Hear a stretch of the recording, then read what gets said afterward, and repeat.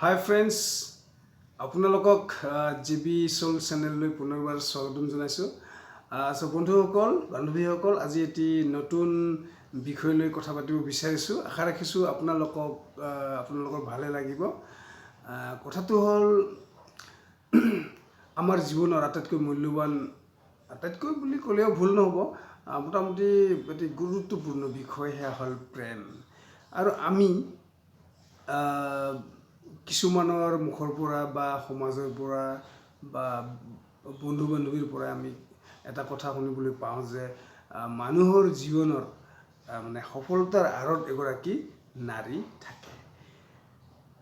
এই কথাষাৰ যেতিয়া শুনা যায় তেতিয়া কিন্তু ডাইৰেক্টলি মনলৈ এটা কল্পনা আহে কি যে এগৰাকী প্ৰেমিকা লাগে। নাৰী কোৱাৰ লগে লগে প্ৰেমিকাটো আহি যায়। কিন্তু সেই একেখিনি সময়তে আমি কিন্তু এটা কথা একেবাৰে পাহৰি যাওঁ যে আমাৰ সফলতাৰ আঁৰত মাতৃও থাকিব পাৰে। সেইটো কথা কিন্তু আমি পাহৰি যাওঁ।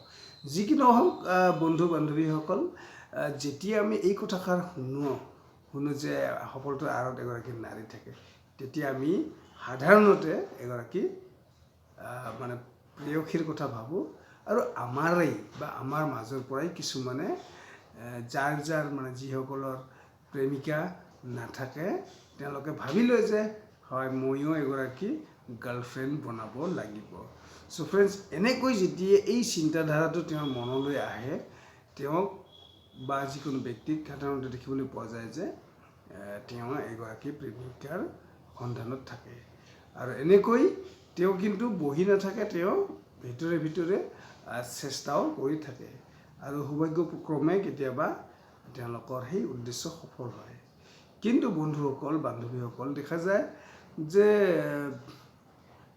প্ৰথম অৱস্থাত ঠিকে থাকে, পিছৰ পৰ্যায়ত বিভিন্ন ধৰণৰ সংঘাত তেওঁলোকৰ মাজত ঘটাৰ ফলত কি হয়, এই যি কথাষাৰ যে জীৱনৰ সফলতাৰ আঁৰত এগৰাকী নাৰী থাকে, কিন্তু সেই কথাষাৰ কিন্তু সম্পূৰ্ণকৈ ওলোটা হয়। যে আপোনালোকে বিশ্বাস কৰে বা নকৰে মই নাজানো, কিন্তু এয়া অপ্ৰিয় সত্য। আমাৰ সমাজত এতিয়া আপোনালোকে যদি লক্ষ্য কৰে, আপোনালোকৰে হয়তো বহুতেই আছে, আপোনালোকে লক্ষ্য কৰি গম পাব যে বহুত ভাল ল'ৰা, পঢ়া শুনাত বহুত ভাল, ভদ্ৰ, বেছ, সকলো কামতে পাকৈত, কিন্তু তেনেকুৱা ধৰণৰ ল'ৰা কিন্তু কিছুমান বহুত ভাল ল'ৰা দুৰ্ভাগ্যবশতঃ প্ৰেমত পৰি তেওঁলোকে কিন্তু নিজৰ জীৱনটোক একদম ধ্বংস কৰি দিয়া দেখা যায়। পঢ়া শুনা এৰি দিয়ে, নিজৰ কাম বনবিলাক যেনেকৈ আগতে কৰিছিল সেইবিলাক বাদ দিয়ে, প্ৰেমিকাৰ পিছে ঘূৰি সময় নষ্ট।